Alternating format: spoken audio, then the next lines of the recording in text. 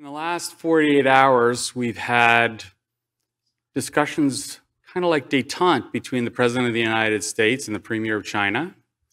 We've had discussions of Article 5 from the NATO alliance. And perhaps more optimistically and excitingly, the acronym TLI is re-entered our parlance. TLI stands for Trans-Lunar Injection. Yes, and go Artemis.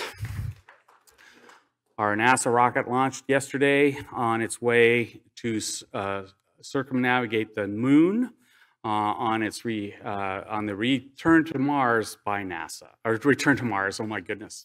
Return to the moon by NASA. We'll get to Mars yet. So are we in 1972? Are we launching rockets to the moon? Are we talking about détente? Are we talking about NATO? No, we're in the 21st century. And it's a little bit weird. How is this? And of course, Arthur C. Clarke, being the director of the Clarke Center, I always like to invoke Clarke. Clarke was certainly a person of the 20th century, looking forward to this century and, of course, millennia beyond. But he was a person of the 20th century, and our challenge, and Walda has been telling you about this, to reach to younger generations. So for this year's award winner, I had a little chat, and I wanted to know, well, had he ever met Arthur C. Clarke? No, I've never met Arthur C. Clarke. Well, okay, were you inspired by him?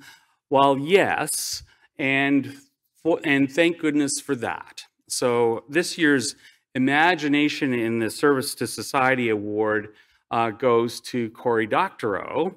And as I was born in Toronto, but as I did, read Clarke books as a young person.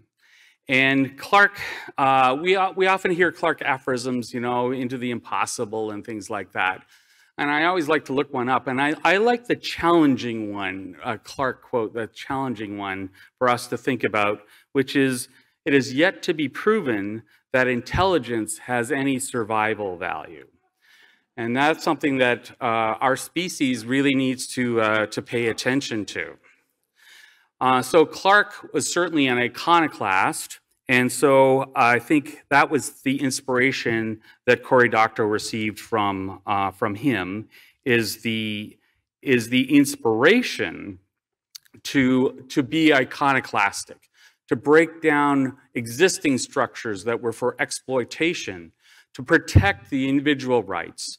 And so Cory, like Clarke, uses his writings as not only just a storytelling, but as an intervention, a way to reach us, a way to tell us what to do, a way for us to think about the things that are happening in our society.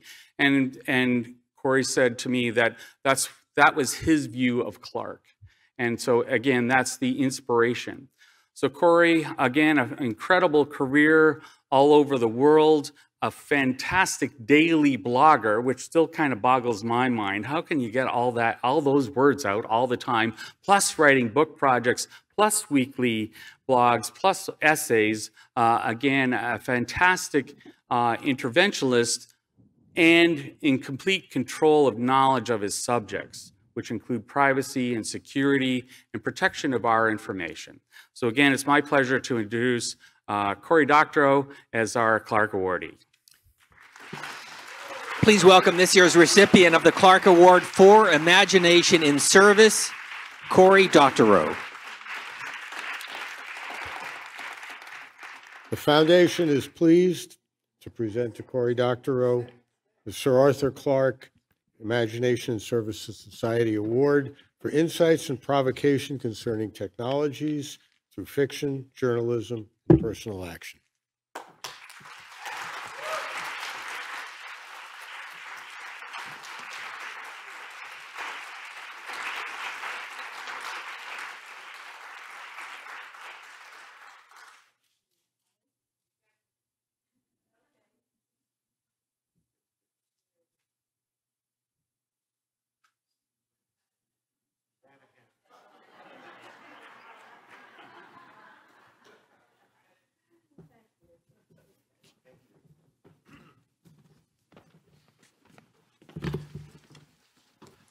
Thank you very much. Thank you for the award. It's beautiful, and thank you for coming tonight. I want to say that science fiction writers aren't prophets, despite what some science fiction writers have ill-advisedly claimed. We are not prophets. We don't predict the future. Thank goodness we don't predict the future. If the future was predictable, there'd be no reason to get out of bed in the morning, because no matter what we did, the future would arrive. The future does not travel to us on rails. The future depends on what we do. It is not the case that optimism and pessimism are opposites. Rather, optimism and pessimism are flip sides of the same coin, fatalism. Optimism is the idea that no matter what we do, things are going to get better. And pessimism is the idea that no matter what we do, things will get worse.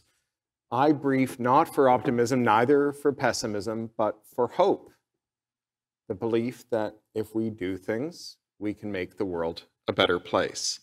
That if we don't know how to get from A to Z, or Z as we say in Canada, that we can at least find our way to A to B. We can ascend the gradient towards the future that we want to live in. And having ascended one step, we may find ourselves in terrain from which new steps are revealed that can take us further up that gradient. The difference between fiction and real life is that in fiction, you can start with where you want to end up and work your way back in a neat linear plot in which tension rises monotonically towards a release of climax and then to a denouement where everybody gets a medal, and that's the end of the story. And in real life, you go up the hill, you go down the hill, you meet a setback, you go up again, you keep trying, you iterate, you repeat. Hope is not the belief that nothing can go wrong. It is not dystopian to accept the second law of thermodynamics. Entropy is not negotiable. Stuff goes wrong all the time. The choice not to put lifeboats on the Titanic does not make you an optimist. It makes you someone who is responsible for the death of thousands of people.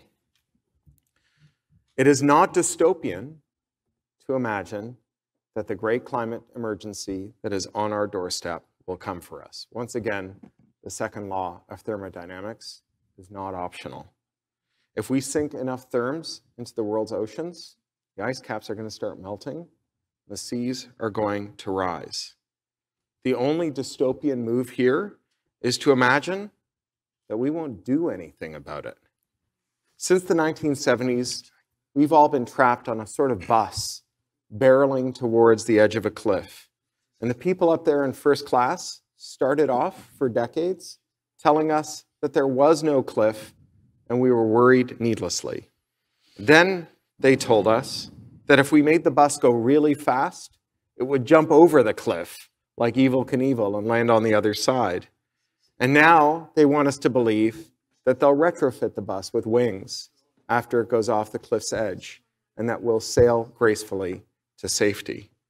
They tell us that on no account must anyone try to swerve the bus. Grabbing the wheel and turning it is an act of great irresponsibility, we're told, because someone might break their leg.